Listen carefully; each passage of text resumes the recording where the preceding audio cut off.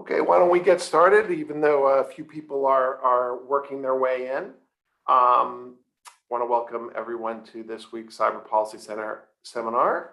We are thrilled to have with us Kate Klonick, who's a professor at St. John's Law School, a fellow at the Brookings Institution and the Yale Law School Information Society Project, and one of the foremost thinkers on internet regulation, free speech, and the like. And we will, as usual, have her talk for 20 minutes to half an hour. We are thrilled that my colleague, Doug Melamed, also could join to offer a few comments afterwards about her thoughts on antitrust and free speech. And so he'll talk just briefly after her, and then we'll open it up for questions. Please put in the Q&A any questions that you have, and we'll have a conversation afterwards. So Kate, why don't you take it away, and then the rest of us will mute our video, and we'll come back on in about 20 minutes. Perfect. Thank you so much. This is wonderful to be here. Thank you for the invitation, Doug. I'm so touched that you are taking the time to comment on this. I really appreciate it. I just wanted to start out just saying how I'm just going to talk about the paper. I have not kind of given a general talk on this, so I'm also trying to figure out how I'm going to talk about it. And the paper is also not finished, so there's that element.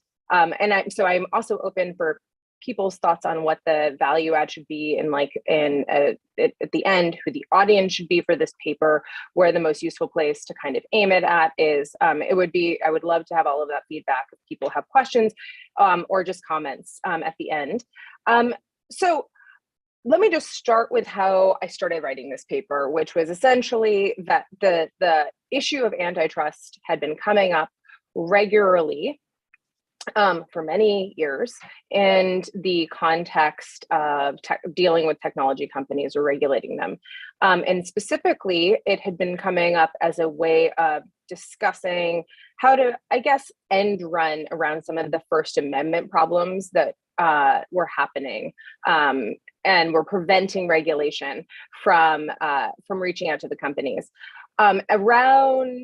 In that kind of time, one of the reasons that this framework started coming, there were a number of scholars, Zephyr Teachout, Lena Khan, that started to write about using a specific remedy in antitrust, structural antitrust or breakup, which can mean both breaking up companies or unwinding mergers or acquisitions or things like that, which is a rather radical remedy in antitrust law. And I also want to say that I started this really knowing very little about antitrust law and not knowing what specific kind of friction point or level I was going to kind of deal with this problem. And so what was interesting to me was that in talking about reading, so the Trump administration filed FTC v. Facebook to try to unwind the WhatsApp and Instagram merger. They relied, and then Lena Khan came in as the chairperson of the FTC and took that up. It had survived a motion to dismiss by Judge Boasberg in the DC Circuit or DC Court. And the main kind of reading the FTC complaint, the main kind of thing that struck me was how much the discussion around speech platforms seem to not be addressing the specific types of harms or concentrations of power or anything else that consumers were most, in my opinion, and from what I was hearing, most concerned with, which were problems of mis and disinformation, problems with seeing hate speech, problems with seeing having too much regulation and no type of transparency around censorship. So all of these kinds of mixes of harms, and then kind of looking at instead kind of just looking at a very kind of constructed market and trying to argue in this way about whether or not Facebook was sufficiently monopolistic in order to use the radical remedy of structural breakup. So it became clear to me really quickly that the doctrinal area of antitrust, which is not only like not my expertise, but there had been plenty written about it already, about how the insufficiency of this doctrinally. But I was actually kind of more interested in the theoretical kind of framing that I really liked, that was coming from the neo-Brandeisian or new antitrust movement that was led by Lena and Zephyr and a number of people in kind of the law and political economy push. And it also seemed that the problems that the neo-Brandeisians and new antitrust had brought up about big tech generally, like things like Amazon or Google, were very different from what was happening on speech platforms, which was, you know, my area of expertise, and which I define as basically user-generated content platforms. And so the paper starts basically first disambiguating kind of big tech, which Mark Lemley has written a really great paper about this, about like how it's such a big umbrella and there's too many things under it when we say big tech. So I try to give kind of an overview of saying, I'm going to call these things big speech. These are like the big tech platforms that control individual user speech. Citizen speech is another way of thinking about that from a democratic kind of perspective. The other part of this is that there is, of course, a very long history of an imbalance and a push and pull, or an outright war, frankly, between how to regulate speech and how to regulate forums for speech and how to regulate various types of speech, whether it be commercial or political or anything else. And I also didn't want to wade into that theoretical debate. So I labeled this as kind of big speech. I said, this is kind of the way that I'm going after this. This is user-generated content platforms that connect people kind of all over the world and allow them to speak, in which case this is TikTok and Facebook, Twitter. I give a whole kind of list of all of the various platforms this would apply to, but predominantly YouTube. This would all kind of be in this realm. And then I try to basically say that if we're accepting this, there is an established regulatory framework that's like theory that says, how do we address speech? We should address it from a democratic kind of, the speech is about democracy, and markets are about markets and efficiency. And you cannot have like these two conversations in parallel. They're speaking in different kind of constructions with each other. They have different values that they care about. There are different rights that are valent. To speak about speech platforms and to put them in a conversation of trying to make a market efficient or whatever else is just, they're just exogenous ideas. They just have nothing to do with each other. And there's tons of scholarship going back decades upon decades. This is a pretty classic problem. And so I also just decided that I didn't want to necessarily delve into that theoretical problem. So here's what I do. Like, I decided that what I would approach this as was trying to actually put on a little bit of a law and economics hat to translate the business of moderation of speech and how it could potentially harm individuals, to put it in the language of kind of conflicting uses in a management of the commons, Eleanor Ostrom type of framework. And Brett Frischman has really great book on this also, like on knowledge commons, and basically discussing how if we put these into this framework, if we put speech into a framework of conflicting uses, it's much closer to being understood by economists and antitrust scholars. But we can start kind of understanding all of the conflicts and how the construction of it works. And then the big question is, what do we do about it? Would this get better or worse if we unwind this merger? Would this be better or worse for society and for speech if we decided to basically cash this out with structural antitrust and breakup, or having 50 little Facebooks, even though it's kind of a conceit that Jack Balkin kind of like throws around, but I think it's a good framework for kind of discussing this. And essentially what I say in this paper is that I just do a couple of things. I disambiguate the user, which I think is flattened a lot in how people talk about this in both the law and in technology. I disambiguate this idea of the user into both the speaker as a listener, because frankly, we all use these user-generated platforms partially as a speaker and then partially as a listener. And the harms are different depending on which position you're valenced in. And so I disambiguate that. And then I kind of go through all of the different, like the speaker harms are much more straightforward. They are censorship, essentially, or ostracization, not being able, depending on the level of censorship, whether your account has been banned or whether your speech has been banned. And then basically kind of go through all of the different balances of listener harms. Listener harm at the recommend level, at the ranking level, at the level of advertising, and kind of talking about how each of these play out and how bad the harm is. Not bad the harm is, but how much it can be controlled in various types of ways, or the companies do this use. And one of the things that I come to the conclusion of is that there are essentially two sides of this speech platform on a user-generated content side. There's the business side, which of the platform that is an advertising model, in which for Facebook, for example, to essentially be satisfying its advertisers, the advertisers have a pretty homogenous use.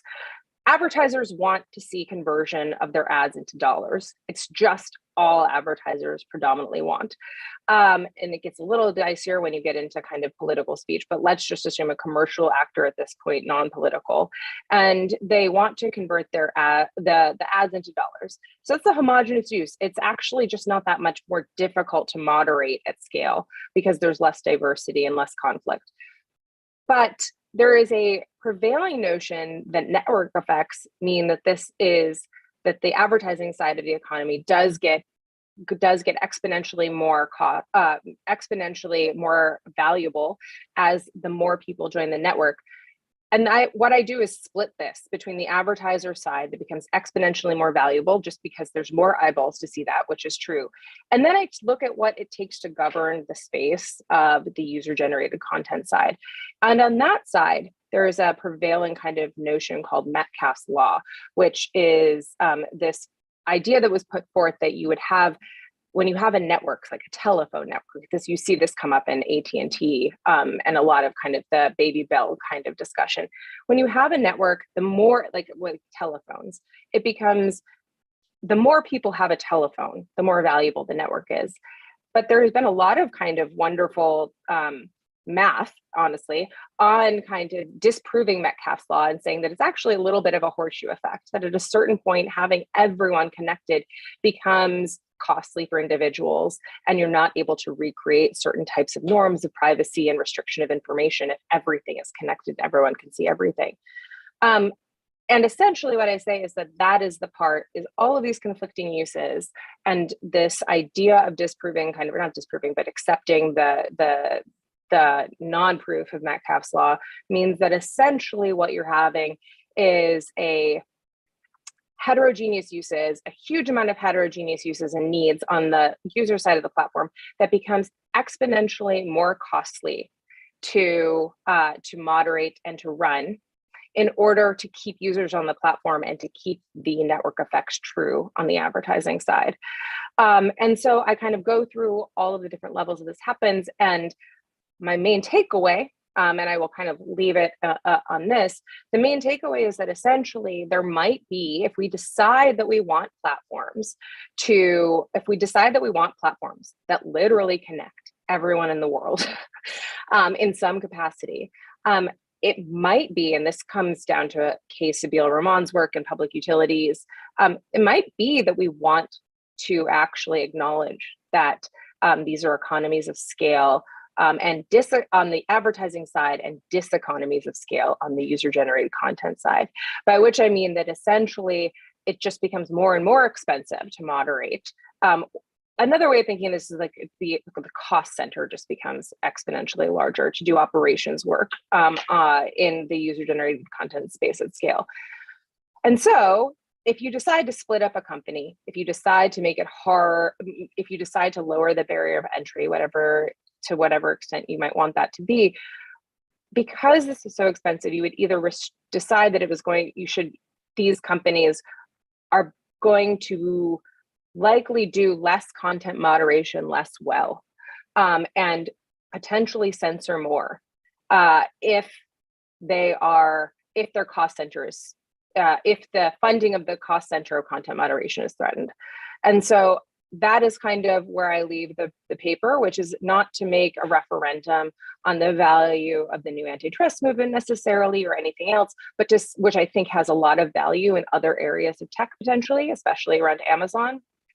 But to basically kind of cash this out and say, actually, if we did this for speech platforms, because they are a different type of problem of democracy and not just pure efficiency, and because the harms are so kind of hard to pin down and understand, both from a democratic and political perspective, but also like an individual kind of tort perspective, that essentially we should think of these as we should try to enable these platforms to do as much moderation as possible and to moderate well. Elon Musk had not decided to buy Twitter when I started writing this paper, but it is very much, I guess, contrary to Musk's notion of free speech, which is that a well-regulated forum is the best thing that you can do for speech, and that is an insanely difficult problem that governments and individuals have struggled, and private companies have struggled, and courts have struggled with for hundreds of years, and that undoing kind of all of that, either with structural antitrust or a decision to just stop moderating, would be very bad for the democratic kind of ideals of freedom of expression. So I will leave it there. I think I'm at about 20 minutes. But I know that I threw a lot of jargon around. I apologize for speaking so fast, but I was trying to kind of get through everything. And I'm not an antitrust scholar, but I do think that these are pretty high level concepts in economics and antitrust that don't require a ton of domain specific knowledge outside of kind of understanding some of like just the terminology. But I'm happy to answer questions about that too. Great, thank you. Let me turn things over to Doug Melamed, who, in addition to being the Herman Flager Visiting Professor of Law here at Stanford, and actually, well, that was the Herman Flager, and now is the Professor of Practice here at Stanford, was General Counsel of Intel for many years, and also the Principal Acting Assistant Attorney General in charge of the Antitrust Division, and before that, the Principal Deputy Assistant Attorney General. So I can't think of anyone better to weigh in on the antitrust. So I apologize that I called you Visiting Professor of Law there. I was just looking at your at your bio on the Stanford website there, Doug. But why don't you take it away, speak for a few minutes, and then I'll start the conversation. Thanks, Nate, and thank you, Kate. I really was delighted when Nate suggested why didn't I comment on this, and so it gave me an occasion to make sure I read it, and I learned a great deal. Terrific paper. I have two comments.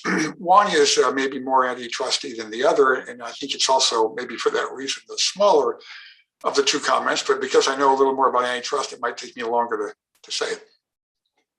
So you start your analysis with the idea that I assume has a significant grain of truth, at least, that the heterogeneity among users can be a source of what an economist would call diseconomies of scale. That is to say, the platform becomes less valuable to users as it becomes bigger. I don't doubt that that's true in general, but it seems to me that it's far from clear that on balance that's true. That is to say, there are forces working that way, but it seemed to me as I was reading the paper, what if you imagine that there's heterogeneous heterogeneity? By which I mean, it's not like, oh, there are Republicans and Democrats, red state and blue state, old people, women, and some other group, but that each of us has a unique set of sort of idiosyncratic tastes, such that what we really want is a customized source of information and perhaps customized audience, depending on our particular constellation of interests. And that the best way to get that would be to be on a humongous platform and then hope that they are able to put together through their algorithms and their social graph and all that, something approaching the optimum customization. So it may create a cost burden for the platform, but in principle, it's not clear to me that big is necessarily bad for the users. So sort of with that in mind, I then read your discussion of why breaking up the platforms would have at best very ambiguous impact on users. And I don't disagree with that. But I confess, it was a flavor. You didn't say that. There was a flavor that you were treating size of the platform as exogenous. Let's ask what happens if there are a lot of small platforms. What will that world look like? Versus maybe some bigger platforms. And what you didn't talk about is, because bear in mind now at this point we're focusing on user welfare. You're focusing on user welfare. Why wouldn't the market respond? If users really wanted a lot of small platforms, they would self-sort into different platforms, and you'd have something that I suppose looks like the video entertainment market on television. But if they really liked big platforms, maybe because of what you, I think, refer to as the network of users, the idea that they're selling a network of users, or the cluster market idea that Hovenkamp talks about, then maybe they would migrate toward bigger markets. In other words, if we're focusing on the users, why don't we rely on the market? Well, one answer is there are market failures. We have network effects, we have entry barriers. In principle, antitrust could address those concerns. It could come up with remedies. Maybe you'd have to have some special laws because of the no-fault, arguably no-fault market power of the platforms. But in principle, the tools of antitrust analysis could probably tell you how can you create market circumstances that are most likely to allow the market, through the agency of user choice, to a voice or exit, to optimize platform size. And that takes me to my bigger question. And that is, I think one answer to that, one answer is when antitrust isn't going to work, we need a regulator, and we can argue that has less problems. But I think the bigger problem is that the real concern, at least that I have, with the platforms as a megaphone, as big speech, is not that I think users are disserved by them, but it's the externality that happens when one user gets content that she might or might not want, but her getting it harms me. So to the extent the platforms are disseminating hate speech or disseminating false speech, the users may love it. I mean, that may be the optimal user size and the optimal user algorithm, but it has a tremendous cost on the other. I don't use Facebook, but I think I'm harmed every day by the fact that Facebook's around there and people are satisfied by it. So I think that not from an antitrust perspective, but from a public policy perspective, the real problem is not, do we have an optimal size for the welfare of users, but do we have an optimal size for the welfare of the rest of us? That was great. Thanks. Kate, why don't you respond to that? I had that second point that Doug mentioned was where I was going to start. So why don't you tackle that, and then I'll start bringing up some of the other questions. And also, since this is a draft paper, we didn't put it on the website or anything. Kate, you can decide in your comments how. Oh, it's not going to be public yet. Yeah. People can contact Kate at the appropriate time as to when she can circulate it at clonic@stjohns.edu. So, yeah, amazing feedback. And so I have a couple of notes from you just talking, Doug. Thank you so much for looking at this. Okay, so like the customized, this is something that I thought a lot about, and I actually think that it doesn't have. I agree. It is like the elephant in the room of the paper, which is that there is a very fundamental aspect of this, which is that I'm taking into account all of these users as individuals, and it's not clear what this is all that are on these platforms, and it's not clear that necessarily what the impact is on citizens and democracy in general, and how this model takes the harms to that into account, as you kind of point out, which I think is completely correct. But I kind of wonder, and I don't know how to answer that yet. I don't think anyone necessarily can answer this, but I actually think it's kind of the main thing, which is like, maybe we don't want 50 little Facebooks, or maybe we don't want one big platform, but maybe we want just a diversity of types of platforms. And one of the things that I'm thinking about is that there are, like, let's look at TikTok and Facebook, for example. they have really different balances in terms of what they actually do for democracy. TikTok is incredibly, is the company itself advertises itself and holds itself out to both regulators and to the press as just being about entertainment, even though it is user-generated content and it's just for entertainment purposes. But it has as many users essentially as Facebook. People don't seem to be as angry about it or as have so many expectations for it. And one of the reasons I think is that it's not clear to us yet with something like TikTok, like what the impact, this kinds of runs into a classic example of like, well, what is political speech? Everything is political speech. Like entertainment is political speech. Yes, you're putting on your makeup, lady, but you're also talking about genocide of Uyghurs while you're doing it. And so like, is it art or is it political? And I think that there is a certain part of that TikTok has done a really good job at keeping expectations of individuals, users, and society very low for what it is. And so it's less in conflict with our societal expectations.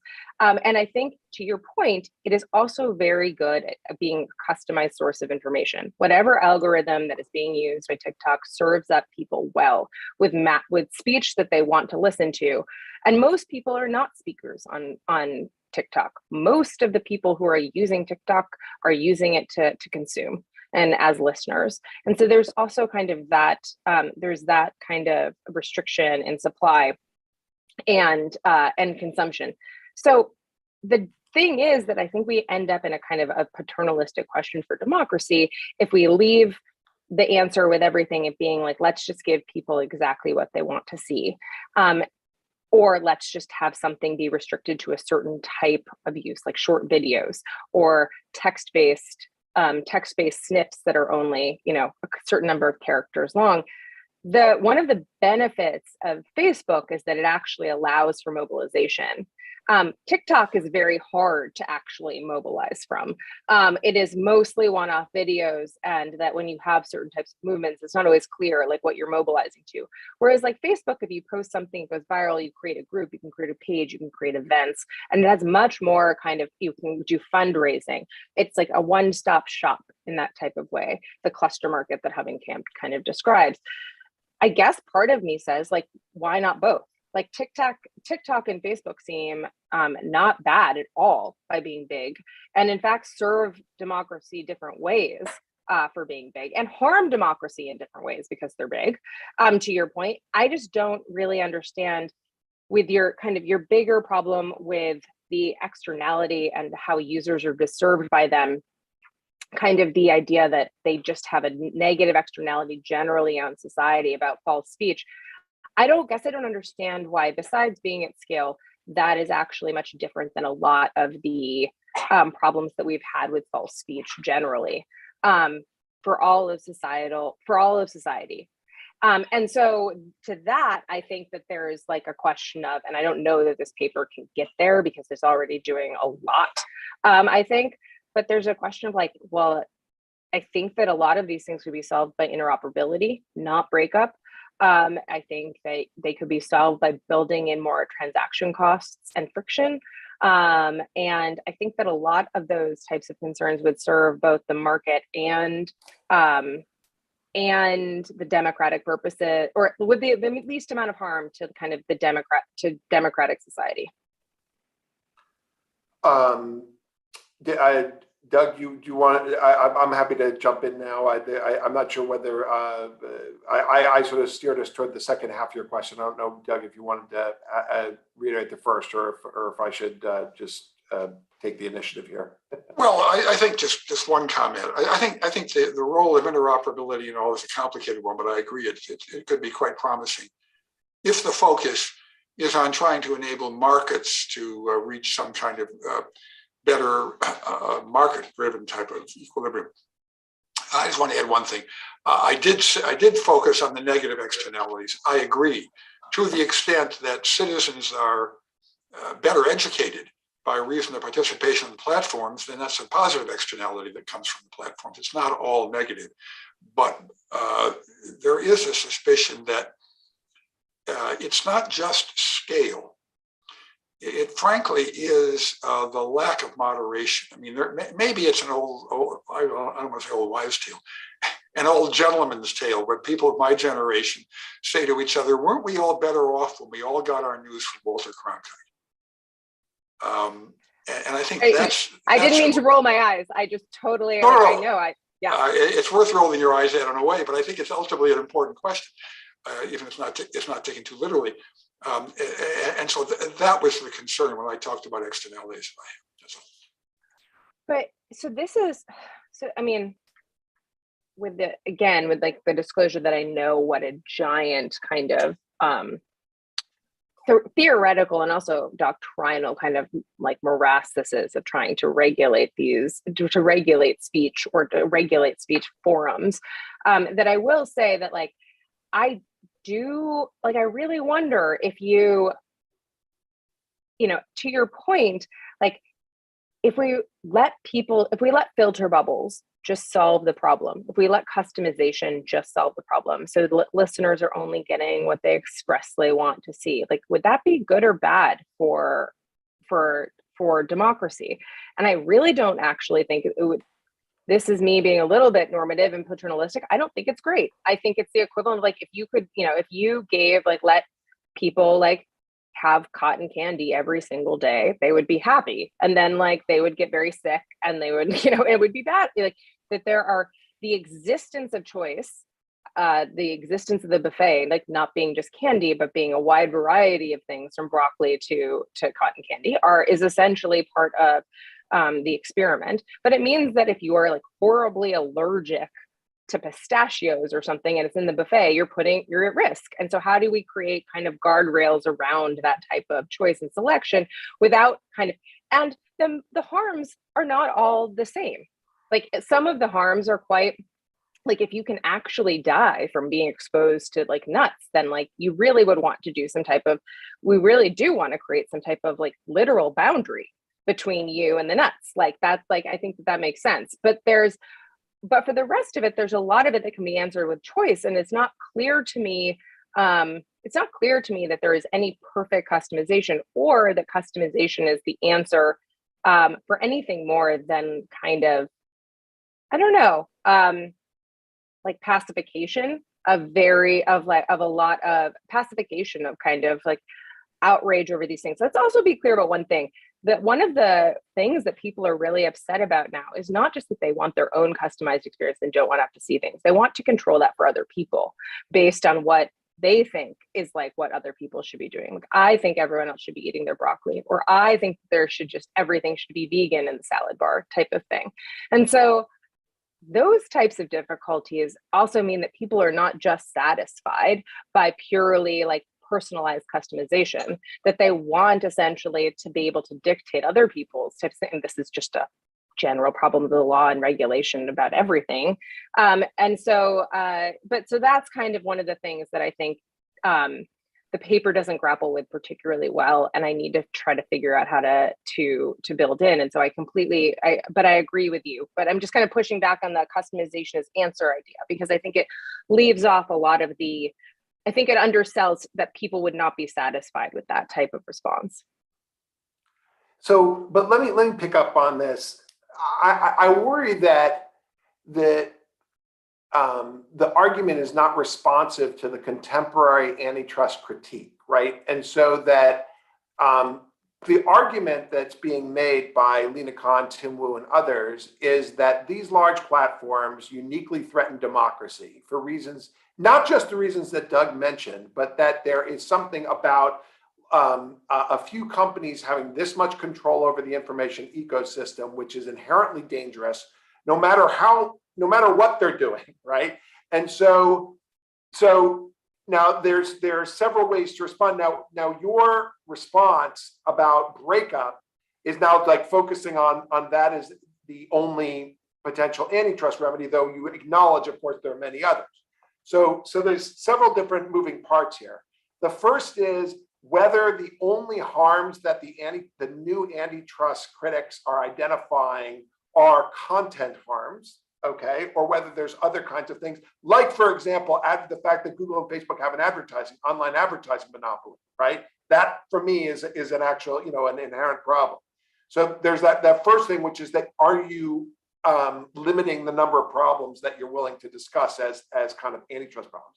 Second, well, let me just try to tie it together, which is that second is are antitrust remedies besides breakup maybe within scope for the kinds of concerns that either you or that I have just expressed, right?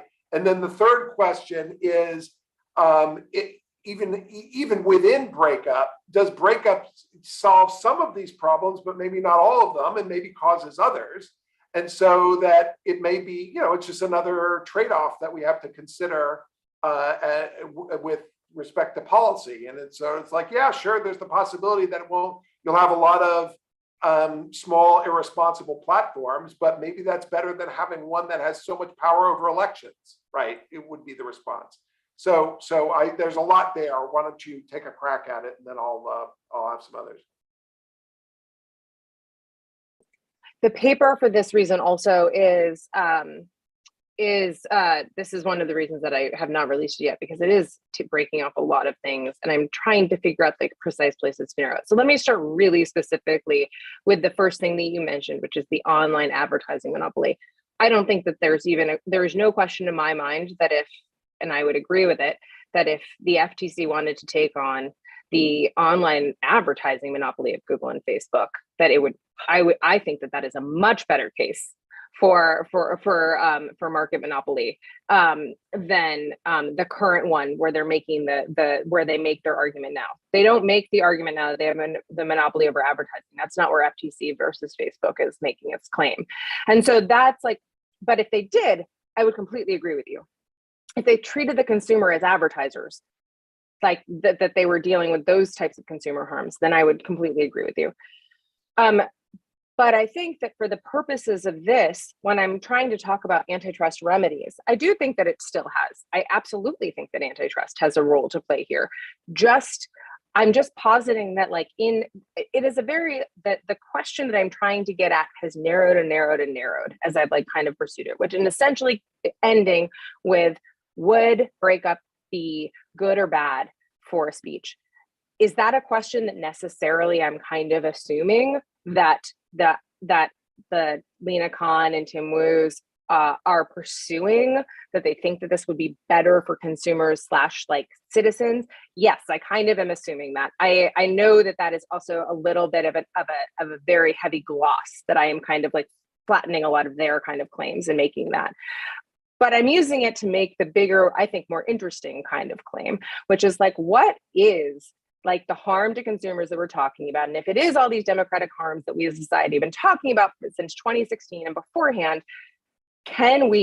would there be an answer in structural antitrust? Would it make things better or worse? It's just a very pragmatic type of approach. And to this, I'm basically saying, I don't think so. And more specifically, not only, or it might have very little effect at all, but it probably wouldn't make it better. That is, I guess, that is basically where I'm coming down from a normative position. Oh, Nate, you're muted. So when you say better, right, there's lots of different dimensions along which we're measuring this. And so the question is less disinformation, less power over elections, right? Less power.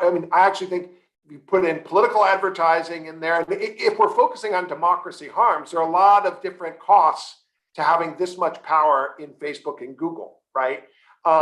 Suppose, for example, that I was just testifying last week, and Ted Cruz went on a rant about the liberal bias of the platforms, right?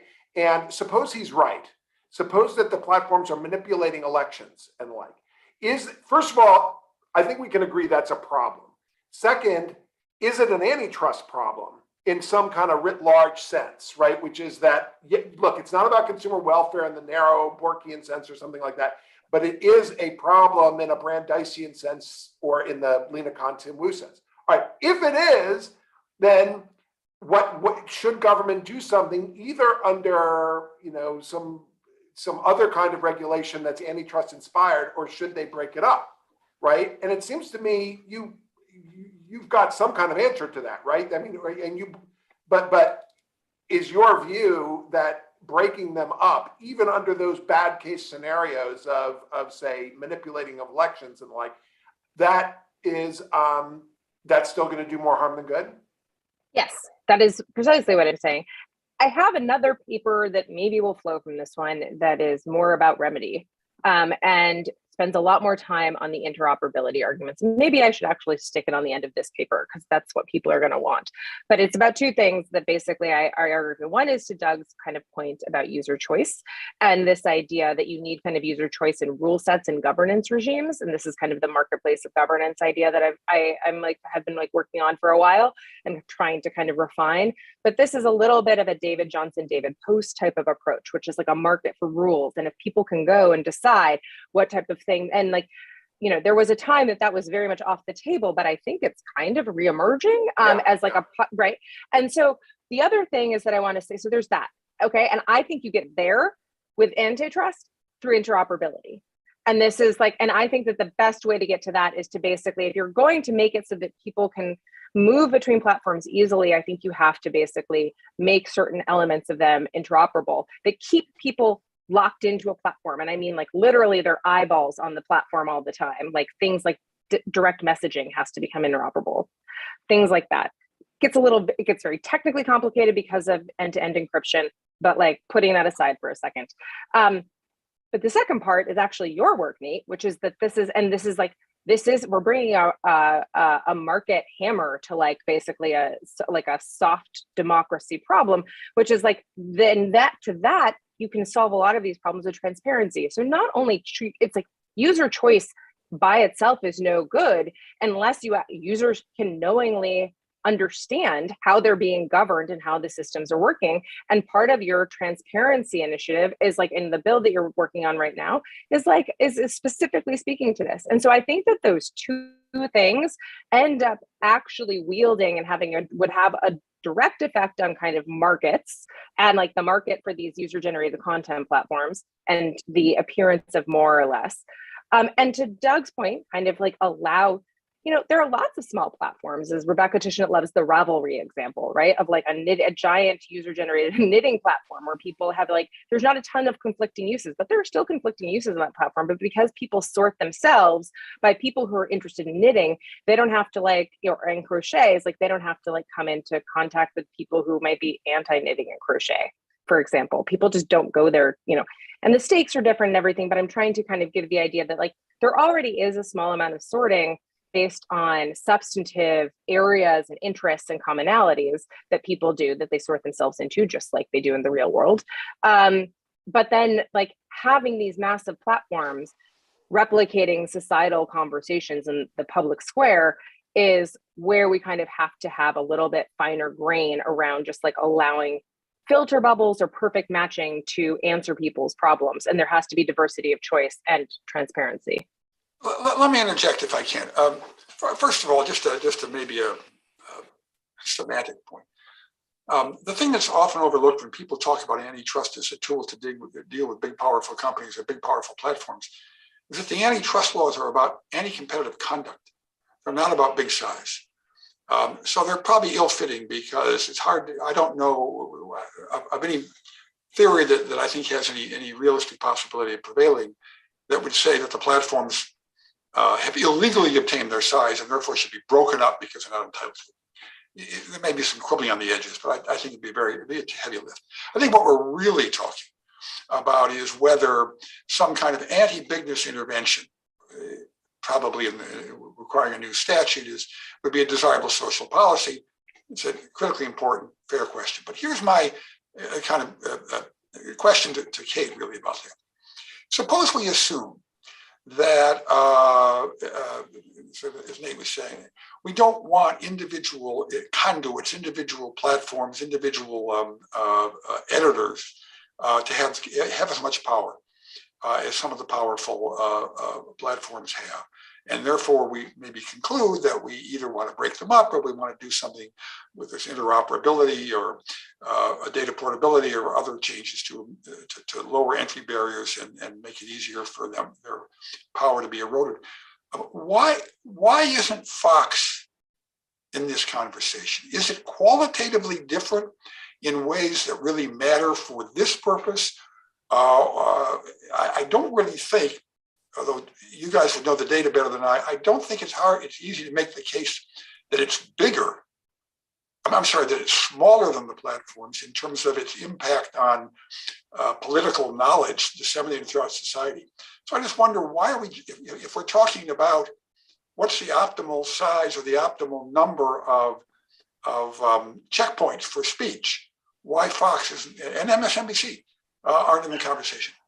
Okay, so I can just say that I treat it as so that's a great question. Of course they are, of course in the greater kind of spectrum of everything, they are part of the conversation of everything that people take in to make kind of democratic decisions on. But specifically, I break this off because these are the difficulty with, and you said this actually earlier, Doug, and you said, I think that the exact word that you used was that you said was when you were talking about the platforms use a megaphone of big speech. And I actually think that what is interesting is that there is this idea that the platforms were using it rather than users were using it. And so that's the difference that I would say between Fox and MSNBC. At a really basic level, Fox and MSNBC is editorial from the inception to the delivery. And what happens with user generated speech is it's much more, it's much more pluralistic. There are just many, many, many more types of people and individual citizens expressing their views on the site. And then the editorials, and then the kind of the moderation of that comes in on the back end, a little bit on the front, not a little bit, it does come in on the front end with ex-ante moderation. But is that delineation makes sense? And so I think that the law has treated, this is one of the reasons that I think that it's so difficult to regulate these platforms, is because they are it's individual citizen speech, which is inherently our most protected type of speech. It's just being moderated and leveraged on these platforms. So I think that the Fox question reveals that this is not just about power, right? It is about, I do think that Facebook is a different animal than Fox in that, 180 million users in the US. I think the majority of whom are spending, is it at least an hour a day on the platform or something? It might be much more than that, and there are a lot of super users. Yes, there are, Fox's market share is tiny, right? But concentrated and influential.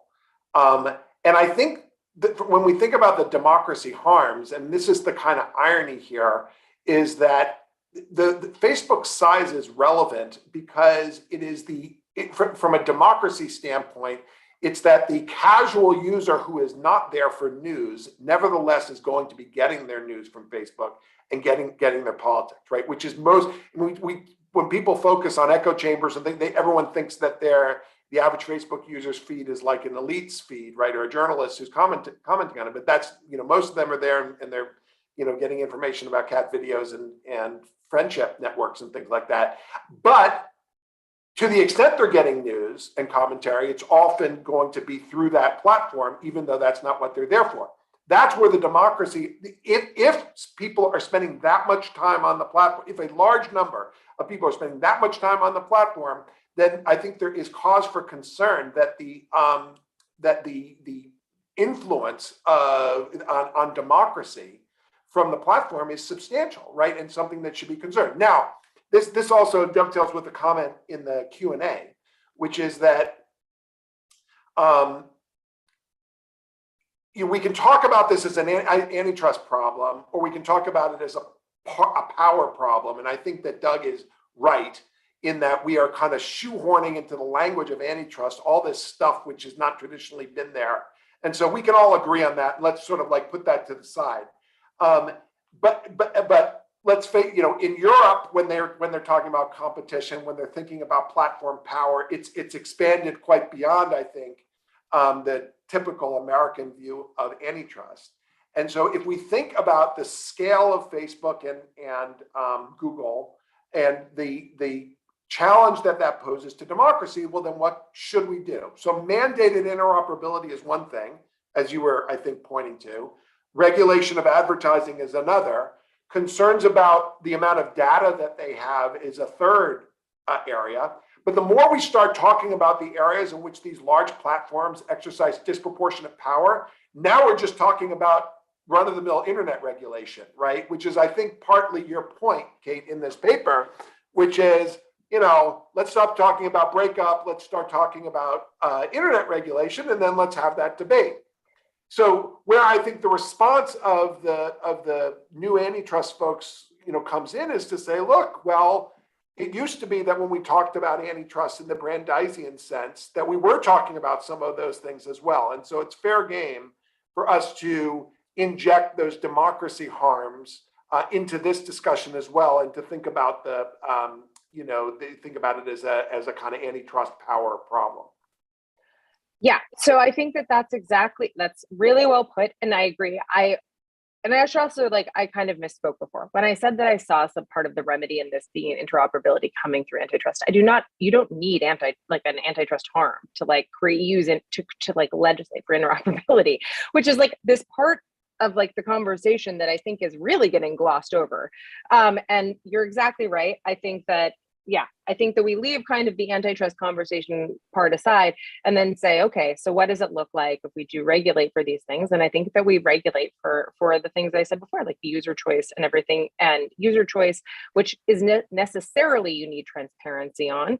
But then interoperability, make sure that the markets kind of have some, there's some type of leveling between the markets and an ability to allow people to vote with their feet and to exit when they're in these various scenarios. But I guess there's also just a part of this paper that is trying to get people outside of their kind of monolithic perspective of how they see the platforms or how they use the platforms, and point out that there are all of these ways that people are using and having expectations for and engaging with these platforms. And we have just spent a bunch of time mostly talking about listener harms, but we could have had an entire separate section basically about the speaker harms for censorship when things are taken down and not kept up, right? And at what point that point is leveraged, at a downranking capacity or at a account banning capacity. And so there is part of this paper that is just trying to also be really straightforward about kind of blocking out the areas and giving a little bit of a topology so that people can kind of understand exactly how multi-balanced these issues are, and that once you kind of look at that, you're there's no way that structural antitrust can actually solve for whatever, there's just no way that it solves. I'm not clear what it would be solving for. Well, but doesn't it look, one thing let's take on the argument that you're arguing against, which is that does breaking up the companies do anything good?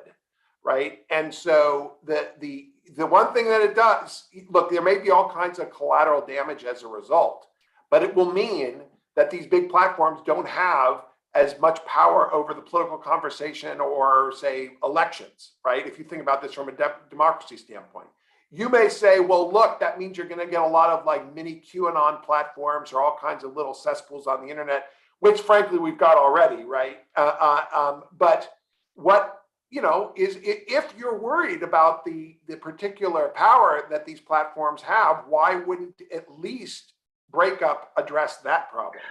Can I just interject something? I'm sorry. I find it kind of interesting because I think the two of you are talking about two sides, different sides of the coin with respect to the user harms here. Kate's concerned about something coming between interfering with the speaker's ability to reach the audience. And Nate, you were talking about, well, the platforms are different because speech is thrust upon a user who didn't invite it, unlike someone who chooses to go to Fox News. What they have in common is a remedy here, which would suggest big platforms are good, not bad. And the remedy is the only thing the platform editor or moderator can do is refine the algorithm to make sure that the user gets all of and only what she wants. And that way, the content provider is going to have the audience that wants, the content provider stuff, and the user gets what the user wants. And that may satisfy the problems that the two of you were driven by, but then I come back and I say, but it doesn't solve my problem, because my problem is users are going to get what they want, and I don't want them to get it. Yeah. So that's exactly, like, the three of us is this nice little kind of, you're exactly right. Sorry, just really quickly to respond. So that's exactly right. And that is the problem that I think is the problem of, like, yes, Doug, we could solve this by they're in your world, like, or in your world, in like Nate's world or my world, we could solve this by basically letting everyone who wants to see QAnon information, right, find each other that want, like, to see it, and we have the speaker speak it, and they can find each other, and the rest of us who just find that unpalatable or a waste of space or like whatever, like it personally offends us, it's not what we want to use the platform for, like, wouldn't see it. Right. But to your point, this is a little bit the constant notion of regulating any speech type platform is like, well, at what point does this tip over to being so harmful that we want to ban this as like at a societal level, or restrict this at a societal level? And for that, I just feel like that is just a very hard question.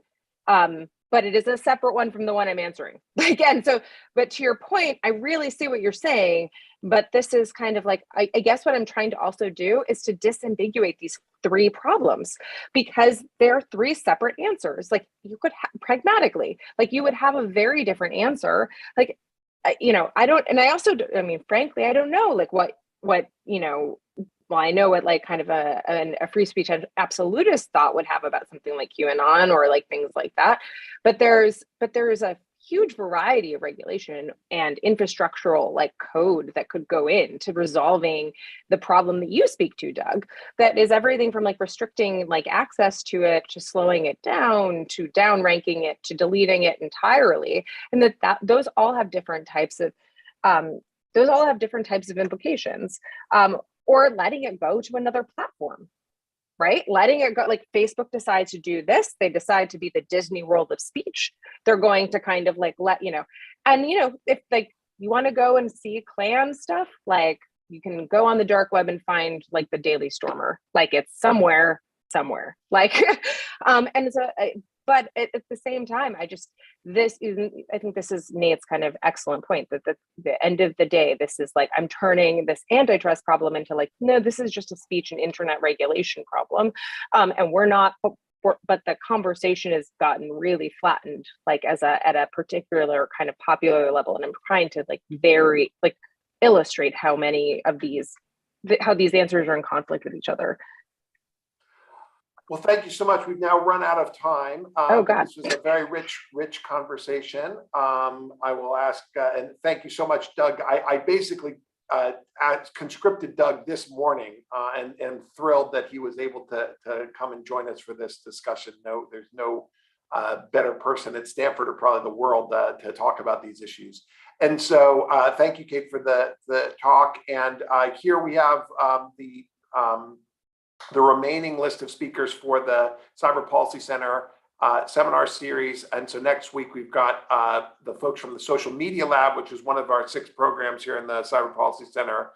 Jeff Hancock, Ryan Moore, and Ross Dahlke will be speaking. So we look forward to that. Thank you again, Doug and Kate, and thank you to everybody who joined in the chat. We look forward to seeing you next week.